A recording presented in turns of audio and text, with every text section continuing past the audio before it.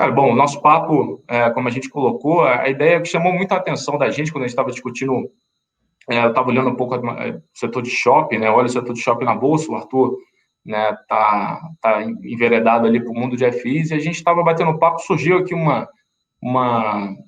negócio, no mínimo, que valeria um debate, né? Um bate-papo, que é a ideia dessa nossa live de hoje, que foi justamente a discrepância, cara, de desempenho entre as ações, né, listadas de shopping center na bolsa. Aqui a gente está falando de Multiplan, Aliança, BR Malls e Iguatemi, e a performance dos FIs que atuam no setor de shopping. Então, grosso modo, estamos falando aqui de os FIs terem caído, e depois, né, você trouxe até o material, até te dar uma olhada depois nos números, né, mas em torno dos seus 20%, 25% desde o início do ano, enquanto as ações de shopping estão caindo na média os seus 40%. E acho que o primeiro ponto aqui, para a gente dar o kickoff aqui no nosso bate-papo, existe alguma forma, né? Teria muita diferença entre a gente olhar um FI de um shopping e uma ação de um shopping. Aí vamos trocando essa bola para botar a bola no campo. Você fala um pouco mais do lado do FI, mas acho que é para a gente pensar um pouco mais na cabeça de análise mesmo, né? Exatamente.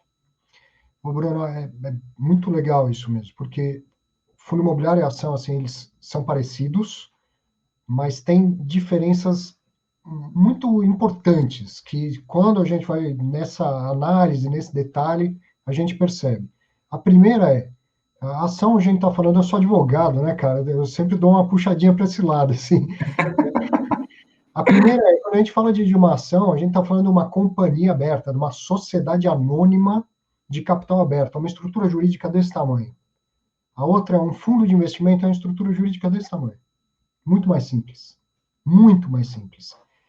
E com a rédea do controle muito mais na mão do cotista do que na mão do acionista minoritário, no caso da companhia.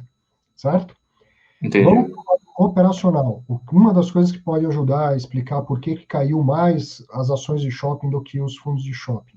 Alavancagem. Alavancagem no mercado, né, de ações, no mercado como um todo, é quase uma regra. Não tem empresa que não alavanca, certo?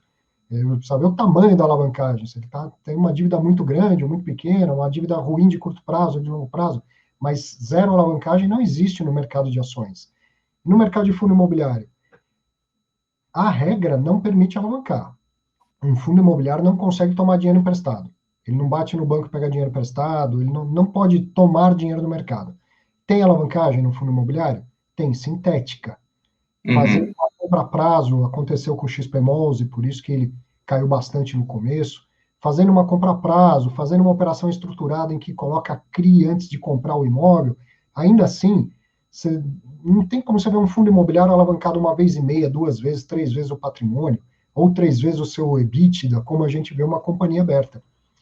Então, ele é naturalmente mais conservador, por não conseguir alavancar. Isso é uma das coisas que a gente pode colocar aí como comparação, sabe? Esse é um bom ponto, né, porque a minha visão da parte do equity é que não teve muita diferença, olhando o mundo do equity, né, não teve muita diferenciação entre as empresas, né, assim, meio que está todo mundo caindo parecido. Grosso modo, é como se você falasse que os portfólios, né, que os portfólios de shopping de Multiplan, BR Malls, Iguatemi e Aliança, assim, está tudo, né, tudo ali muito similar, né? Óbvio, tem a diferença do múltiplo, a gente pode fazer a conta aqui, né, seja do preço-lucro, do preço-valor patrimonial, mas a verdade é que quando você olha a performance, né, desempenho operacional, é como se todo mundo falasse assim, poxa, cara, esses caras aqui todo mundo vai sofrer igual. Eu acho que esse teu ponto da alavancagem ele é muito bom, cara, porque o mercado do equity, por definição, ele está sempre, né, buscando crescimento, né? Assim, é aquela coisa não, você vai me entregar mais. É o brownfield, né, que é a expansão de algum empreendimento existente. É um greenfield, que é um novo empreendimento, né, um novo shopping a ser desenvolvido em alguma nova localidade. Né, o próprio mercado, durante muito tempo aqui do lado do equity, pagou, né, pela própria consolidação ou até pelas compras de participações, né, em outros ativos. Então, assim, eu acho que nesse lado é um bom ponto, apesar de, no tempo, né, dado que o fluxo de shopping, em tese, ele é um fluxo razoavelmente previsível, né, em condições normais de temperatura e pressão, a alavancagem ela deveria ser algo, não deveria ser um grande problema, né? Deveria ser algo confortável quando você está correndo o risco do equity, não, o risco da ação. Mas eu acho que tem um ponto bom que você citou, que eu acho que a gente pode evoluir mais também, que é a parte da gestão operacional, né? Uhum. Quando você tem um portfólio muito grande de shopping, as performances, né, os desempenhos entre eles acabam sendo ali, obviamente, né, diferentes. Tem um shopping, de repente, numa praça que está indo melhor do que o outro, num momento de recuperação, ainda mais do que a gente está vivendo agora, pós-pandemia, é muito natural, talvez, que algum shopping vá ter um desempenho melhor do que o outro. E quando você está num FI, pelo menos a minha visão, e aqui levanto a mão, eu sou praticamente leigo no mercado de FI, entendo muito pouco, fica mais simples, né? Porque são portfólios menores, né? Fica mais fácil para o cotista, né? Para quem estiver analisando, ir ali na lupa, no relatório gerencial e ver exatamente como está cada shopping, né? A curva de recuperação, etc. Sim. Bom, os portfólios vêm crescendo no mercado de fundo imobiliário. Depois a gente vai ver, tem fundo aí já grande, com patrimônio até próximo do patrimônio de algumas das companhias.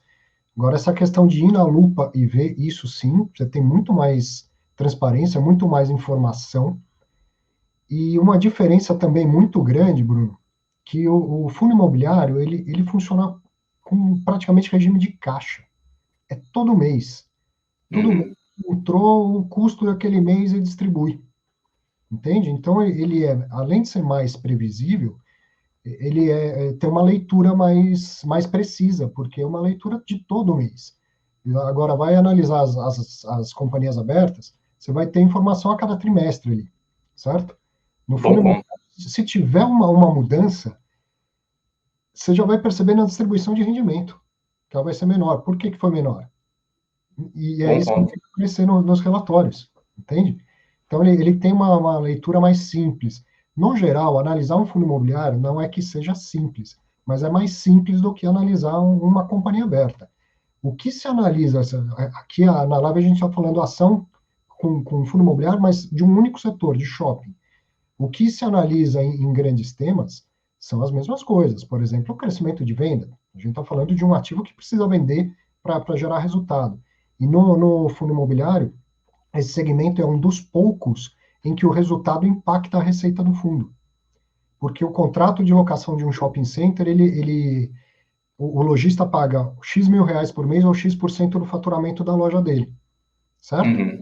Se a gente estivesse falando aqui, comparando o mercado de galpões, e aí você falando da Log e eu falando de um fundo imobiliário de galpão, eram coisas totalmente diferentes. Quanto mais a empresa lucrar, mais ela vai distribuir, isso vai variar. Enquanto que o contrato de locação de um galpão é o mesmo preço, não muda, se o galpão está sendo muito usado ou pouco usado. Mas o shopping não. O fundo de shopping, quanto mais o shopping vende, mais ele fatura. Tá? Então ele é bem mais similar da análise das ações do que outros segmentos dos fundos imobiliários. E como eu falei, isso é caixa, isso é todo mês, aparece todo mês. Então ele é um pouco mais fácil de ler, ele é um pouco menos imprevisível. Isso também ajuda, certo? A distribuição mensal de renda, que ajuda muito a ancorar preço, e por ser mensal, faz com que o investidor tenha essa leitura mensal do que está acontecendo com o fundo. Dito isso, os desafios eles são muito parecidos, né? Porque Sim, a vacância aconteceu para todo mundo, sim. né? A perda de receita aconteceu para todo mundo, né? É, e quando eu olho, né, olhando agora do equity, aí até perguntar, né, se você pudesse dar uma palhinha de forma geral, né, um quadro geral do que tem acontecido nos FIs de shopping, é, a recuperação ela tem acontecido, mas ela é muito gradual, né? Foi necessário meio que sanar um pouco a sangria nesse segundo trimestre, né? Contratos renegociados, carência, etc. Sim. E, enfim, quem era de repente mais variável ficou um pouco mais fixo. No caso da Eu acho companhia que aberta, foi um cenário parecido. uma coisa muito importante é que esse segmento do mercado imobiliário é extremamente profissionalizado. Então, houve uma coordenação muito rápida, sabe? As atitudes não foram descoordenadas, não foram erráticas. um shopping fazendo uma coisa, outro shopping fazendo outra totalmente diferente. Houve uma grande coordenação. Por quê? Porque, no final das contas, são poucos grandes detentores do shopping, certo? E tem shopping Uhum. que uma parte pertence ao fundo imobiliário, outra parte pertence à companhia. JHSF é um ótimo exemplo disso. Tem shopping que está, uma parte está no fundo imobiliário, outra parte está lá na própria empresa. Então, as ações foram bem coordenadas e tiveram a Abrace também ajudando nessa coordenação. Então, o que fizeram imediatamente? Vamos jogar custo para baixo o máximo possível. Se não tem ninguém circulando no shopping, o que a gente pode fazer? Até desligar o ar-condicionado, diminuir bastante a limpeza, tudo que deu para fazer, jogar custo de condomínio para baixo, então segurar o custo foi importante para preservar as companhias, preservar o caixa do fundo, preservar a companhia e também ajudar o lojista. Porque Uhum. o lojista tem a obrigação de pagar o condomínio. Então, por exemplo, o fundo lá para marketing, isso aí foi zerado, não tem que fazer marketing em um shopping fechado. Então, foi tudo muito rápido e muito bem coordenado para diminuir o custo o máximo possível.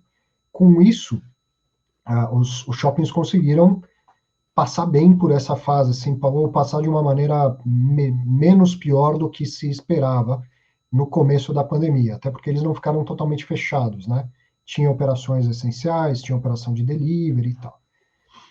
E também um acordo muito grande com a maioria dos lojistas. Aí não vou dizer que todo shopping tenha feito, mas nos grandes shoppings, esses que a gente vê em fundo imobiliário e em companhia aberta, houve um entendimento rápido com os lojistas. Você me paga metade do mês de março, porque você ficou aberto, e aí abril, maio, junho, a gente posterga para depois, você paga em 2021, você não tem que me pagar agora.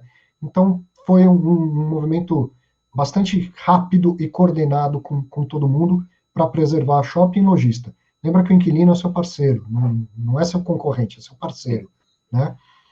E aí agora Verdade. que está vindo a reabertura, devagar e tal, ela está vindo com uma ajuda muito grande, que é o auxílio emergencial do governo. As pessoas estão É recebendo, verdade. estão gastando, porque elas precisam gastar. Não é que elas estão gastando em sapato novo, mas elas precisam gastar e estão gastando nos shoppings. Então, neste momento, os shoppings de mais baixa renda estão começando a ter uma recuperação de renda mais rápido do que os outros, né? E os de mais alta renda vão perceber isso no médio e no longo prazo, né? Uma recuperação maior. Consegue ver aí? Estou vendo aqui. Então, eu peguei alguns números simples, né? Mas, ó, tamanho. Quando a gente compara uma coisa com a outra, eu peguei as 4 maiores companhias de shopping com os 4 maiores por patrimônio líquido, fundos imobiliários. BR Malls tem 10 bi e meio de patrimônio líquido, enquanto o HGBS tem 2 bi 200. Mas, ó, agora, o HGBS, o XP Malls, quando a gente chega aqui no Iguatemi, já estão próximos, né? Em tamanho, percebe? Agora, em liquidez, não. A liquidez das ações disparou nos últimos tempos e a liquidez de fundo imobiliário cresceu bastante, mas ficou. Não dá para comparar em tamanho de liquidez. Então, a gente estava batendo um papo antes até de começar e estava falando: olha, isso aqui também pode ajudar a explicar, porque não tem gringo, não tem muita liquidez em fundo imobiliário, não tem venda descoberta. Pode ser que seja também, verdade, pode ser que seja. E aqui, ó, você vem falando bastante, ó, o quanto caíram no ano as ações e o quanto caíram no ano os fundos imobiliários. Então, a situação está um pouco mais confortável, sim, nos fundos imobiliários do que no mercado de ações, né? Em gráficos que fica bom da gente enxergar, aí para não ficar muita coisa, enquanto aqui eu estou olhando 4 shoppings e 4 fundos imobiliários de shoppings, 4 companhias e 4 FIIs, aqui eu coloquei as 2 maiores e os 2 maiores. Então, os fundos imobiliários estão em tons de azul, é o HGBS e o XP Malls, e as companhias abertas estão em tons de vermelho, que é a BR Malls e a Sonai. Vejam como Olha, elas caíram mais e a volatilidade é maior em todo o período, não importa antes da crise, depois da crise, o sobe e desce é sempre maior, e isso é um padrão que a gente vai ver quando comparar fundo imobiliário com ação. Volatilidade de ação é maior, e a recuperação dos fundos imobiliários tem sido, sim, também mais rápida. Se a gente comparar o Ibovespa com o IFIX, não, né, Bruno? O Ibovespa recuperou mais rápido do que o IFIX, né? Mas é nesse verdade. segmento de shopping especificamente, a recuperação dos fundos imobiliários está mais rápida do que a recuperação das ações. Então, isso aqui é só o ano de 2020, agora eu vou colocar 12 meses aqui para a gente comparar. Então, no ano passado, que foi um ano bom para tudo quanto é mercado, né? Tudo, ação, fundo imobiliário, renda fixa, tudo com o juro caindo, as companhias estavam subindo mais, ó, as ações subiram mais do que os fundos imobiliários, que também tiveram um ótimo ano. Mas aí veio a crise, veio a queda, e a queda foi muito maior nas ações. A alavancagem pode ajudar a explicar? Sim, pode ajudar. A alavancagem é boa quando tudo vai bem. Nessa hora, um fundo imobiliário não entra dinheiro, mas não tem uma obrigação vencendo todo mês lá para pagar uma dívida, né? Dívida mais capital mais juros e tal. Então, a alavancagem também vai ajudar. A liquidez menor pode ajudar, a ausência de investidor estrangeiro pode ajudar a explicar, mas, na minha opinião, o que mais ajuda a explicar essa. Eu vou interromper aqui, depois a gente volta a compartilhar. Claro. O que mais ajuda a explicar esse comportamento mais tranquilo de fundo imobiliário, essa liquidez menor e tal, é a distribuição mensal de rendimento, que é aí onde o ativo de renda variável mostra características de renda fixa. Por isso que muitas vezes o fundo imobiliário é chamado de ativo híbrido entre renda variável e renda fixa. Então, o fato de pingar um rendimento todo mês lá ajuda muito. E o fundo imobiliário, ele tem uma distribuição de rendimento que ela é relativamente previsível e constante. Relativamente previsível e constante. O que a crise fez? Passou uma rasteira nesses dois pilares. De repente, no mercado de fundo imobiliário, a renda deixou de ser constante, principalmente por causa dos fundos de shopping, que muitos deles pararam de distribuir. XP Malls foi o primeiro a fazer isso, seguido por outros, e totalmente imprevisível. De repente, os shoppings estavam fechados, sabe lá quando reabre, com que ritmo reabre, né? Então, esses dois pilares do mercado aí, a crise passou uma rasteira de uma vez só. Mas à medida que as coisas vão voltando, e como eu te falei, todo mês tem lá um relatório gerencial detalhando a situação shopping por shopping, os administradores de fundos se comunicaram muito mesmo, e dando notícia boa, dando notícia ruim, com muita transparência. Então, isso tudo foi ajudando ao mercado a entender a situação e a voltar a precificar.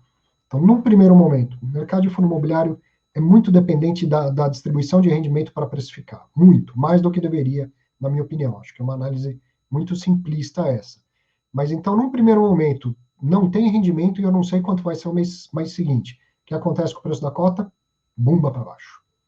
Até que os investidores começassem a conseguir fazer alguma leitura disso. E no meio do caminho tem os investidores profissionais, tem muitos fundos de fundos, e esses aí já começaram a perceber que opa, o ativo pode estar sem renda, mas tem muito valor aqui, tem patrimônio, tem localização, né? E aí começou a entrar a defesa. E agora, devagarzinho, está voltando a pingar alguma renda.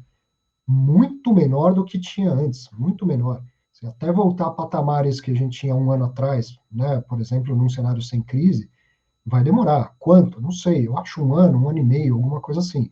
Mas vai demorar. Mas, de qualquer maneira, volta a entrar uma renda. Então, o carrego do fundo imobiliário ele é positivo. Isso ajuda muito o investidor.